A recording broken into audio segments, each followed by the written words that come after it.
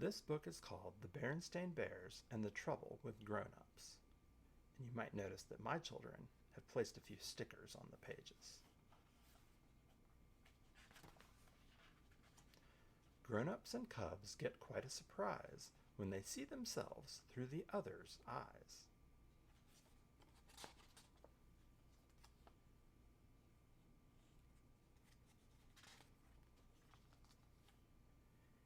Even though it was bright and clear outside the bear family's treehouse, there was a storm brewing inside.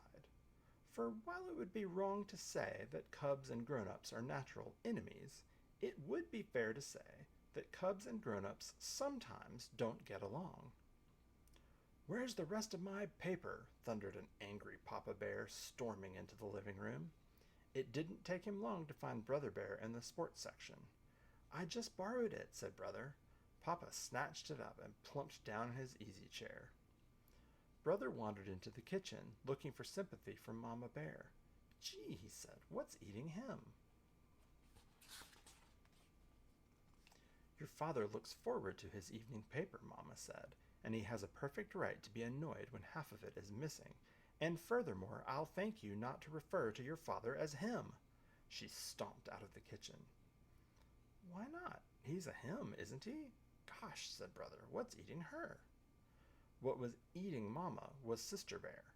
Sister had been on the phone with Lizzie Bruin for almost an hour. "But Mama," she protested when she was told to say goodbye. "Don't but Mama me," said Mama Bear. "This is not your private phone. You've had all day to talk to Lizzie at school, and you'll have all day to talk to her tomorrow. So hang up that phone now." Sister did as she was told. Later, at dinner, Brother and Sister got into a little more trouble. "Peas and mashed potatoes again," said Brother under his breath. "And what," Papa asked, "is wrong with peas and mashed potatoes?" Brother was about to answer that they'd had them 3 days in a row, but he thought better of it.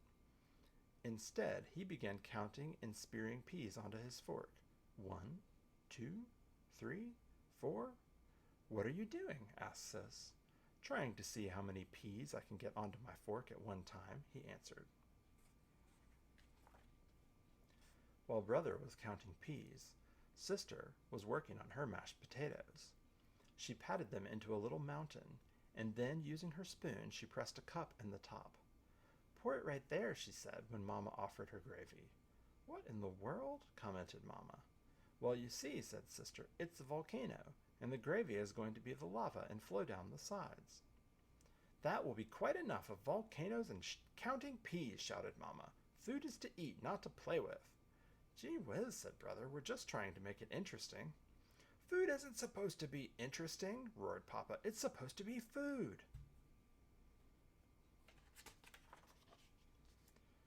Brother and Sister went to bed that night and got up the next morning without much fuss. But trouble started again at breakfast. "Oh, yes," Brother said, suddenly remembering something.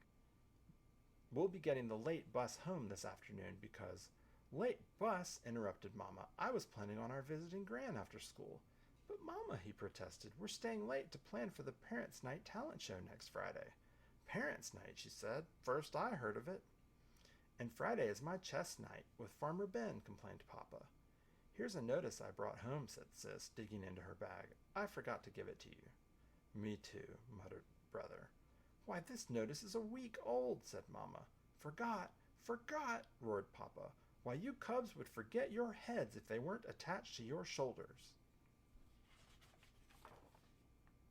"Phew," breathed Brother, as he fell into the seat beside Cousin Fred on the school bus. "Tough morning?" asked Fred. "You better believe it," said Sister, taking the seat Lizzie had saved for her. The four compared notes on the way to school. The cubs agreed that while there was no doubt that their parents loved them, they were a little difficult to get along with sometimes.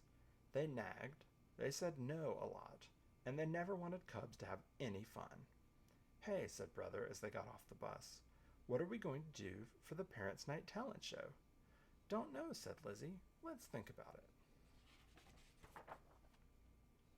That afternoon the auditorium was filled with cubs getting ready for the show. Babs Bruno was playing her violin. Queenie McBear was practicing pirouettes. Too Tall and his gang were working on a rap number, which Teacher Bob didn't look too happy about. Brother, Sis, Fred, and Lizzie didn't have an idea yet. But as they searched their brains, Brother snapped his fingers and said, "I've got it. Remember what we were talking about on the bus this morning?"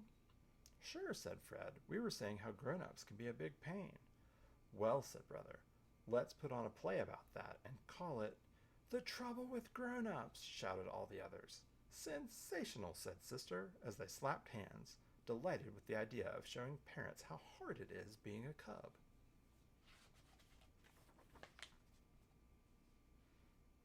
But putting on a play is easier said than done. You have to write it, figure out who's going to play the parts, then memorize it. Then you have to worry about costumes and scenery. The Cubs did all that. It was hard, but it was fun, and they did it all in secret. Costumes for Fred and Lizzie were easy.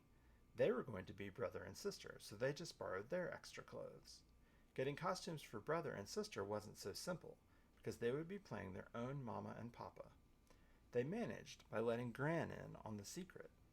She was a wizard on the sewing machine, and she made them great-looking little Mama and Papa costumes.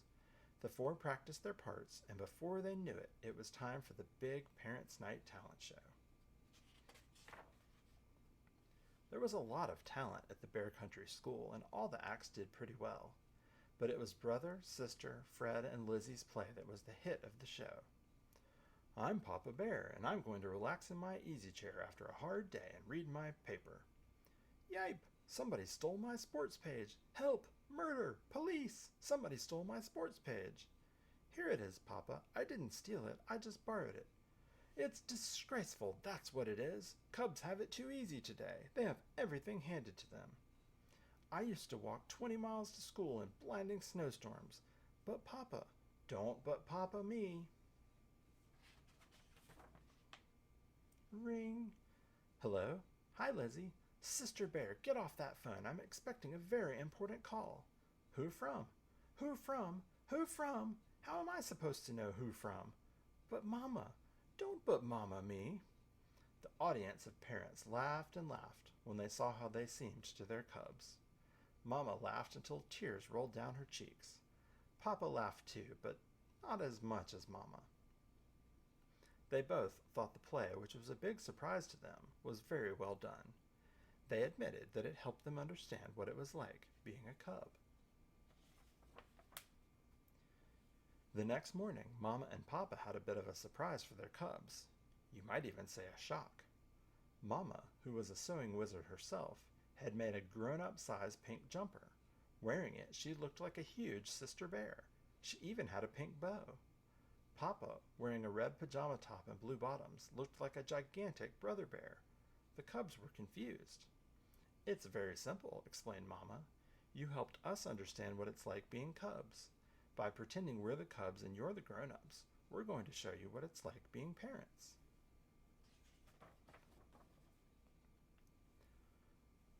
Before Brother and Sister could say a word, Mama and Papa began acting like cubs. "Where's breakfast? I'm hungry," shouted Papa. "I hope we're not having that gooey oatmeal again," screamed Mama. "Ooey gooey oatmeal, ooey gooey oatmeal," shouted Papa, jumping up and down. Brother pulled Sister into the living room where they could hear themselves talk. But the living room was another shock. There were things all over the floor. Not toys, which they sometimes left lying about, but strange things like the vacuum cleaner, Mama's sewing basket, Papa's chainsaw, and his wrench set. What a mess!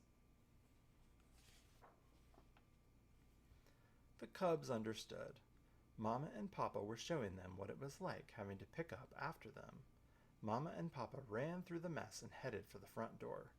Brother cried, "Please don't bang the—" But it was too late. Papa banged the door so hard it shook the house. Brother began to smile. Sister began to giggle. They went out on the stoop. There were cubs, Mama and Papa sporting about on the lawn. Mama jumping rope, Papa trying kick turns on Brother's skateboard. But their feet got tangled and they sprawled head over heels on the grass. Pretty soon they were all laughing so hard their sides ached.